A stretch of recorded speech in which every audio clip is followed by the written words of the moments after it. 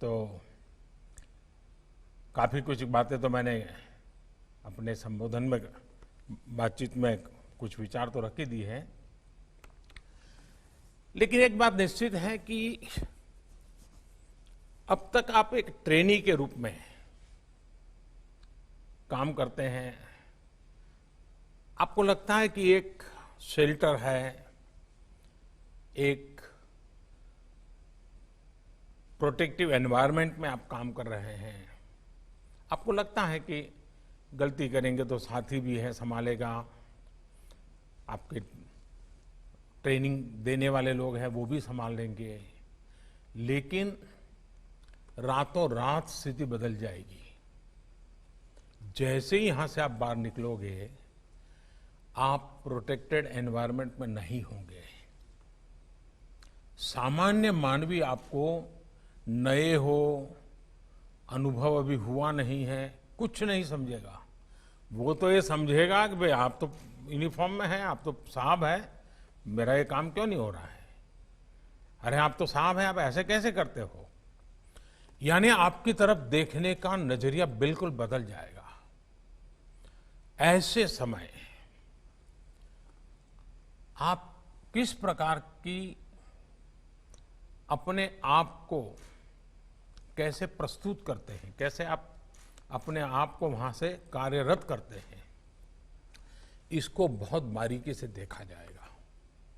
मैं चाहूंगा कि आप इसमें शुरू के कालखंड में जितने ओवर कॉन्शियस रहे जरूर रहे, क्योंकि first impression is last impression. अगर आपकी एक छवि शुरू में ऐसी बन गई कि भाई ये तो इस प्रकार के अफसर हैं, फिर आप कहीं पर भी ट्रांसफर करोगे, वो आपकी छवि आपके साथ ट्रैवल करती जाएगी, तो आपको उसमें से बाहर आने में बहुत समय जाएगा।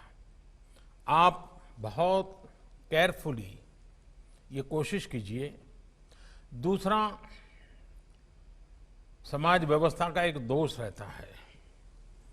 हम भी जब चुन करके दिल्ली में आते हैं तो दो चार लोग हमारे आसपास ऐसे ही चिपक जाते हैं, पता ही नहीं होता ये कौन है, और थोड़े दिन में सेवा करने लग जाते हैं। साहब गाड़ी की जरूरत है तो बता देना, व्यवस्था कर दूंगा। पानी की जरूरत है तो बोलिए साहब ऐसा करो, अभी तो आपको खाना नहीं होगा, ये भवन का खाना अच्छा नहीं है, चलिए मैं नजदीक में यहाँ खाना है, मैं ले आऊँ क्या? पता ही नहीं होता ये सेवादार कौन आ जाते हैं। आप भी जहाँ जाएंगे जरूर ऐसी एक टोली होगी जो शुरू में आपको भी जरूरत होती है क्योंकि नए हैं, इलाका नया है, और अगर उस चक्कर में फंस गए तो फिर निकलना बहुत मुश्किल हो जाएगा।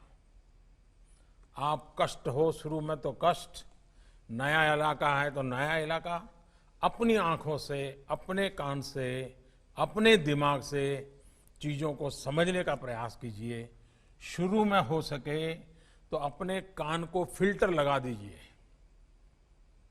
आपको लीडरशिप में सक्सेस होना है तो शुरू में आपके कान को फिल्टर लगा दीजिए। मैं ये नहीं कहता हूं कान को ताला लगाइए, मैं फिल्टर लगाने के लिए कह रहा हूं। इससे क्या होगा कि जो जरूरी चीजें हैं, जो आपकी कैरियर के लिए, आपकी ड्यूटी के लिए, एक इंसान के नाते, वो फिल्टर की हुई चीजें जब आपके दिमाग में जाएगी, आपको बहुत काम आएगी। सारा कूड़ा कचरा, वरना तो आप देखिए कोई भी जाता है तो लोग उसको एक डस्टबिन मान लेते हैं, और जितना बड़ा आदमी उतना बड़ा डस्टबिन मानते हैं, और कूड़ा कचरा फेंकते ही चले जाते हैं, और हम भी उस कूड़े कचरे को संपत्ति मान लेते हैं। हम अपने मन मंदिर को जितना साफ रखेंगे उतना फायदा होगा। दूसरी एक विषय, क्या कभी हमने अपने थाने के कल्चर को बल दिया है क्या? हमारा थाना एक सामाजिक विश्वास का केंद्र कैसे बने, उसका एनवायरनमेंट। आज थाना देखिए, स्वच्छता का अभाव होता है, ये ठीक है, कुछ इलाकों में थाने बहुत पुराने हैं, जर्जरित है, मैं जानता हूं, लेकिन साफ सुथरा रखना तो कोई मुश्किल काम नहीं है। हम तय करें कि मैं जहां जाऊंगा मेरे हाथ के नीचे 50, 100, 200 जो भी थाने होंगे, उसमें ये 12-15 चीजें मैं कागज पे तय करूंगा, ये बिल्कुल पक्का करके रहूंगा। व्यक्ति को मैं बदल पाऊं ना बदल पाऊं, मैं व्यवस्था को बदल सकता हूं, मैं एनवायरनमेंट को बदल सकता हूं। क्या आपकी प्रायोरिटी में ये चीज हो सके? और आप देखिए, फाइलें कैसे रखना, चीजें कैसे रखना, कोई आए तो कैसे बुलाना बिठाना, इन छोटी छोटी चीजों को आप कर लीजिए। कुछ पुलिस के लोग जब नए ड्यूटी पर जाता है तो उनको लगता है कि मेरा रौब पहले मैं दिखा दूं, लोगों को मैं डरा दूं, मैं लोगों में एक अपना हुक्म छोड़ दूं, और जो एंटी सोशल एलिमेंट हैं वो तो मेरा नाम से ही कांपने चाहिए। ये जो सिंघम वाली फिल्में देख करके जो बड़े बनते हैं, उनके लिए दिमाग में भर जाता है, और उसके कारण करने वाले काम छूट जाते हैं।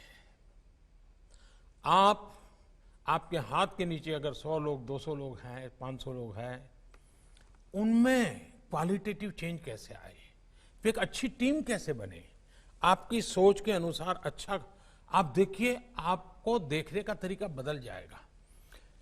सामान्य मानवीय पर प्रभाव पैदा करना है कि सामान्य मानवीय में प्रेम का सेतु जोड़ना है, तय कर लीजिए।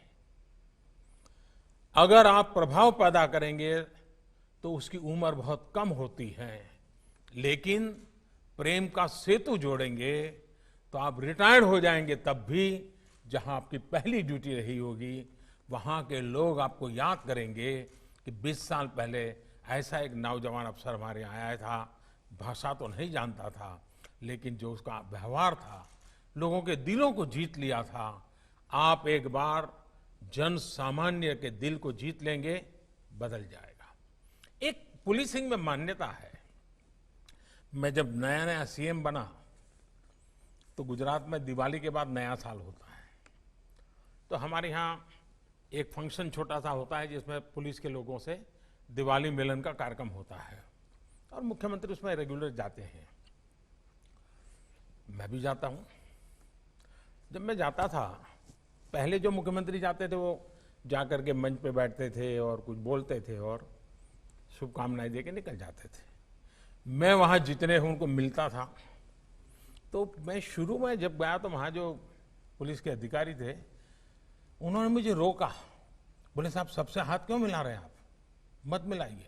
अब उसमें कांस्टेबल भी होते थे, छोटे मोटे हर प्रकार के मुलाजिम होते, और करीब 100-150 का गैदरिंग होता था। मैंने कहा क्यों?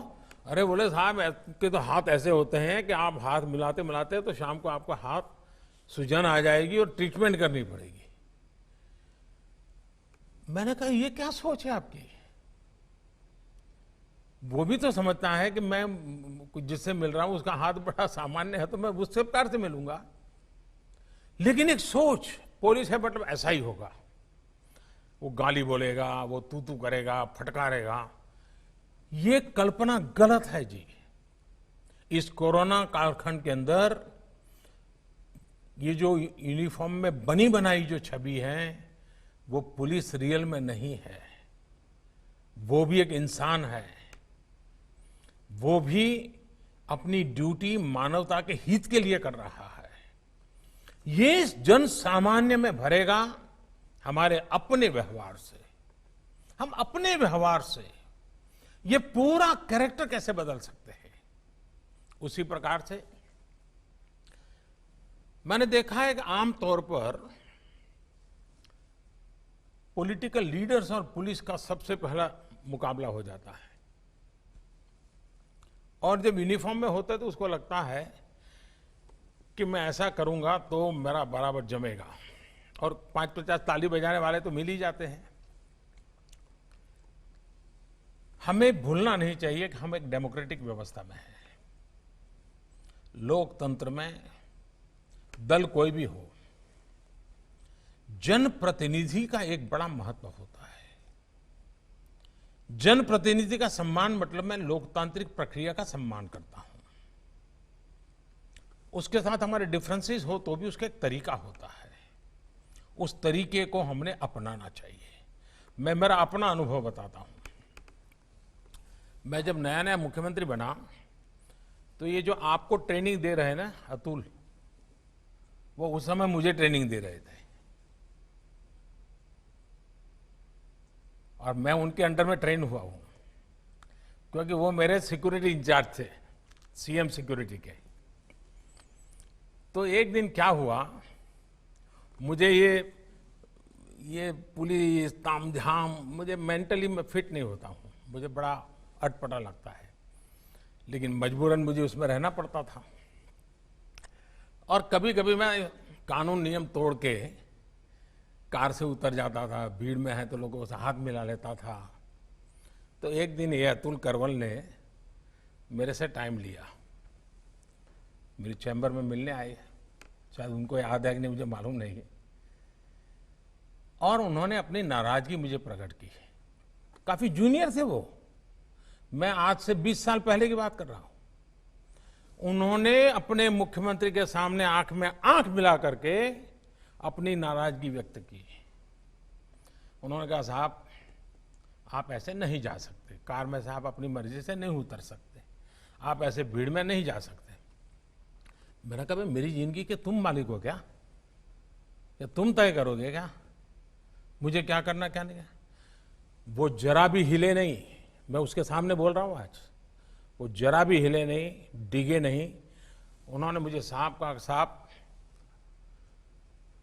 आप व्यक्तिगत नहीं हो, आप राज्य की संपत्ति हो और मेरी इस संपत्ति को संभालना जिम्मेवारी है, आपको नियमों का पालन करना होगा, ये मेरा आग्रह रहेगा और मैं नियमों का पालन करवाऊंगा। मैं कुछ नहीं बोला। लोकतंत्र का सम्मान भी था, जनप्रतिनिधि का सम्मान भी था, लेकिन अपनी ड्यूटी के संबंध में बहुत ही पोलाइट वर्ड में अपनी बात बताने का तरीका भी था। मेरे जीवन के वो बिल्कुल शुरुआती कालखंड थे मुख्यमंत्री के नाते। वो घटना आज भी मेरे मन पर स्थिर क्यों है?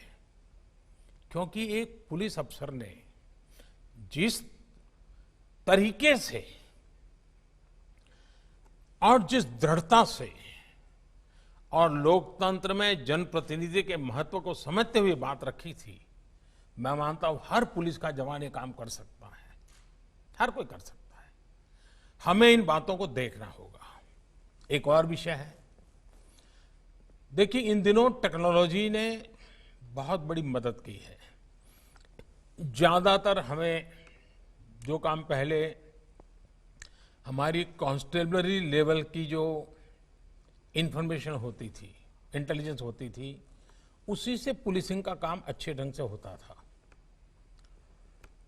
दुर्भाग्य से उसमें थोड़ी कमी आई है।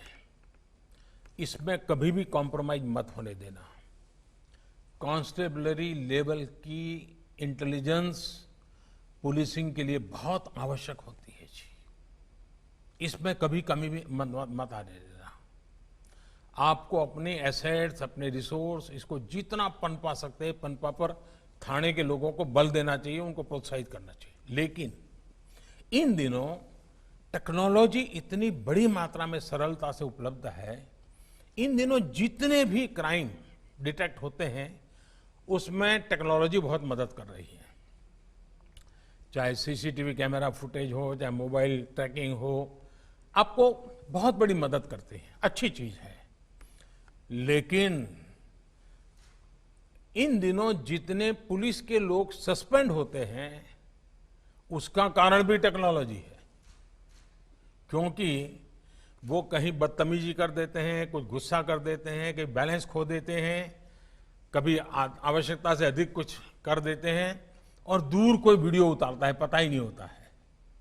फिर वो वीडियो वायरल हो जाता है, फिर इतना बड़ा मीडिया का प्रेशर बन जाता है और वैसे भी पुलिस के खिलाफ बोलने के लिए ज्यादा लोग मिल ही जाते हैं।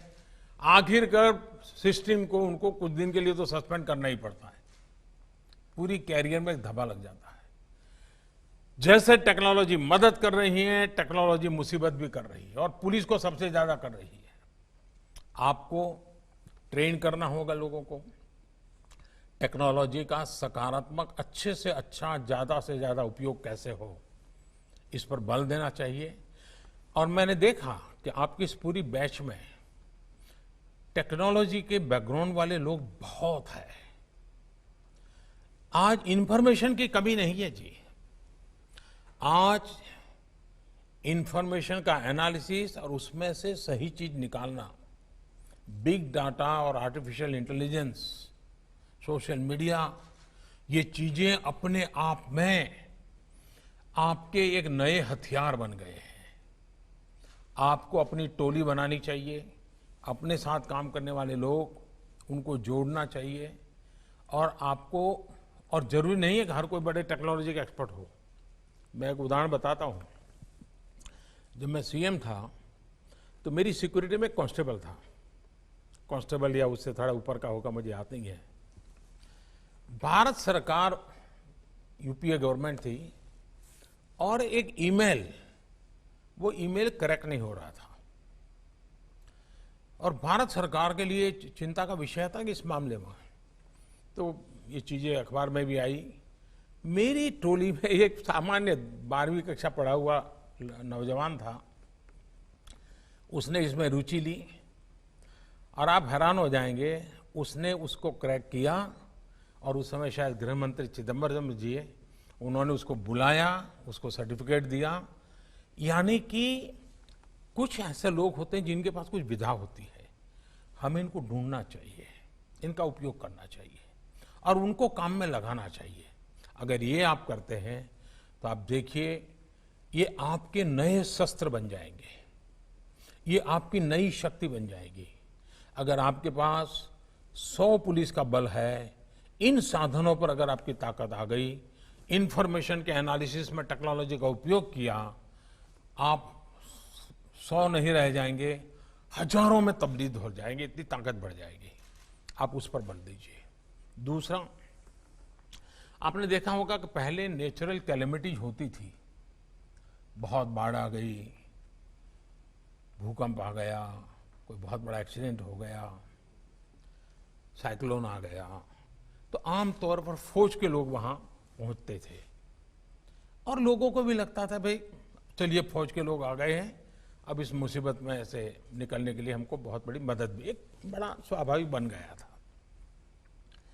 पिछले कुछ वर्षों में एसडीआरएफ और एनडीआरएफ के कारण हमारे पुलिस बल के ही जवान हैं, उन्होंने जो काम किया है, और जिस प्रकार से टीवी की ध्यान भी उन्हीं लोगों पे, उनका एक स्पेशल यूनिफॉर्म बन गया है, और पानी में भी दौड़ रहे हैं, मिट्टी में भी दौड़ रहे हैं, पत्थरों पर काम कर रहे हैं, बड़ी बड़ी शिलाएं उठा रहे हैं। इसने एक नई पहचान बना दी है पुलिस विभाग की। मैं आप सबसे आग्रह करूंगा कि आप अपने इलाके में, अपने क्षेत्र में एसडीआरएफ और एनडीआरएफ के काम के लिए जितने ज्यादा टोलियां अपनी तैयार कर सकते हैं, करनी चाहिए, आपके पुलिस बेड़े में भी और उस इलाके के लोगों में भी। अगर आप नेचुरल कैलेमिटीज में जनता की मदद करने में पुलिस बल की, क्योंकि ड्यूटी तो आपकी आ ही जाती है, लेकिन ये अगर महारत है तो बड़ी आसानी से इस ड्यूटी को आप संभाल सकते हैं, और इन दिनों इसकी रिक्वायरमेंट बढ़ती चली जा रही है। और थ्रू एनडीआरएफ, थ्रू एसडीआरएफ, आप पूरी पुलिस बेड़े की एक नई छवि, नई पहचान आज देश में बन रही है। हम गर्व के साथ आज देश कह रहा है कि देखिए भाई, इस संकट की घड़ी में पहुंच गए, इमारत गिर गई, लोग दबे थे, पहुंच गए, उन्होंने निकाला लोगों को। मैं चाहूंगा कि ऐसे अनेक ऐसे क्षेत्र हैं जिसमें आप लीडरशिप दे सकते हैं। आपने देखा होगा ट्रेनिंग का बहुत बड़ा महत्व होता है, हम ट्रेनिंग को कभी कम मत आगे। ज्यादातर हमारे देश में सरकारी मुलाजिम के लिए ट्रेनिंग को पनिशमेंट माना जाता है। ट्रेनिंग यानी कोई निकम्मा अफसर होगा तो उसको ट्रेनिंग के काम में लगाया होगा, ऐसी इंप्रेशन बन जाती है।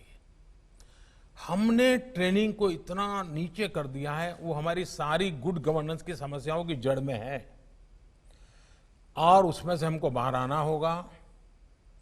देखिए, मैं अतुल करवाल की दोबारा तारीफ करना चाहूंगा आज। अतुल को, उसका, वो भी टेक्नोलॉजी बैकग्राउंड के हैं, एवरेस्ट हो आए हैं, बड़े साहसिक हैं। उनके लिए पुलिस में कोई भी पद प्राप्त करना मैं नहीं मानता मुश्किल है। लेकिन आज से कुछ साल पहले भी उन्होंने हैदराबाद में ट्रेनिंग के काम को खुद ने चॉइस से लिया था और वहां आके काम किया था।